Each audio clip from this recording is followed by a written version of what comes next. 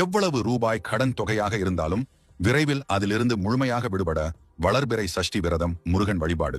முருகனை நம்பி நாடினோரை அவர் கைவிட்டதாக சரித்திரமில்லை.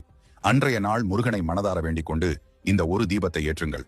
டிசம்பர் 25 வியாழன் அன்று ஒரு பாக்குத்தட்டு ஒன்றை புதியதாக வாங்கி அதில் சந்தனம், குங்குமம் இட்டு அதில் பச்சரிசியை பரவலாக வைத்து அதன் மேல் துவரை வைக்க வேண்டும்.